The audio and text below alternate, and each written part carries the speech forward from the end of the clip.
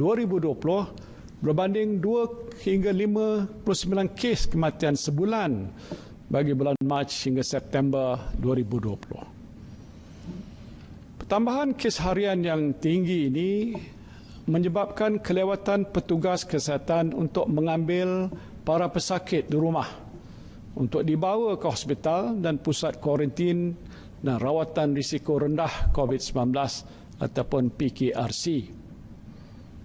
Bencana banjir dan peningkatan kes di beberapa negeri juga menyukarkan proses mobilisasi anggota di dalam negeri dan juga di antara negeri. Ini menyukarkan usaha untuk menambah bilangan katil ICU untuk pesakit-pesakit kritikal.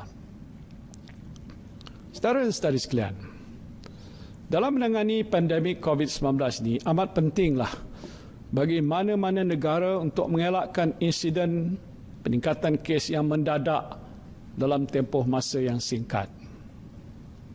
Peningkatan jumlah pesakit secara mendadak akan melumpuhkan kapasiti sistem kesihatan sedia ada dalam sekelip mata. Ia tidak lagi mampu untuk menampung jumlah pesakit yang memerlukan rawatan dan kes-kes kematian akan terus meningkat. Jadi tidak mudah untuk saya mengatakan semua ini, tapi inilah realiti yang berlaku sekarang dengan pelbagai kemungkinan yang terpaksa kita hadapi sekiranya dibiarkan berlarutan tanpa sebarang campur tangan atau intervensi kesihatan awam yang lebih ketat lagi. The situation today is indeed very alarming. Our healthcare system is under tremendous pressure now than at any other time since the start of the pandemic. And I've said before, unprecedented situations call for unprecedented measures.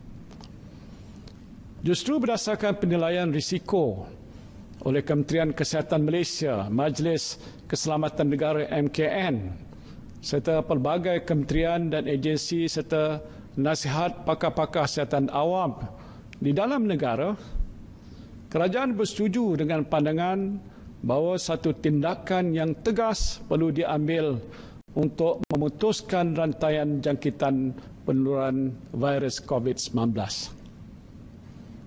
Dan untuk itu, kerajaan telah memutuskan untuk melaksanakan Perintah Kawalan Pergerakan PKP atau MCO untuk tempoh 14 hari bermula jam 12.01 tengah malam Rabu 13 Januari 2021 hinggalah 26 Januari 2021.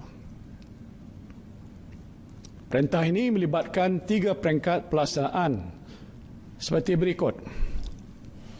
Pertama, PKP ke atas 6 buah negeri. Saya sebutkan 6 buah negeri. Apa dia negeri itu? Iaitu Pulau Pinang, Selangor, wilayah Persekutuan, ini masuk Kuala Lumpur, Putrajaya dan Labuan, Melaka, Johor dan Sabah. Ini PKP. Kedua, PKP bersyarat, PKP-B. Yang ini juga ke atas 6 buah lagi negeri, iaitu Negeri Pahang, Perak, Negeri Sembilan, Kedah, Terengganu dan Kelantan. Ketiga ialah PKP pemulihan. Macam mana yang pernah kita buat dahulu, PKP-P. Ini akan dilaksanakan untuk negeri Perlis dan Sarawak dan akan diteruskan sepanjang tempoh ini. Negeri-negeri yang dikenakan PKP yang saya sebutkan tadi adalah negeri yang berisiko tinggi. Yang ini hasil penilaian risiko oleh KKM dan tahap keupayaan perkhidmatan kesihatannya telah hampir mencapai kapasiti maksimum.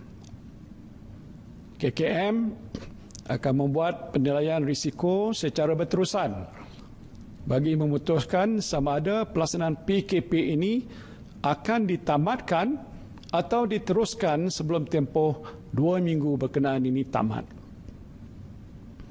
Saudara dan saudari sekalian, bagi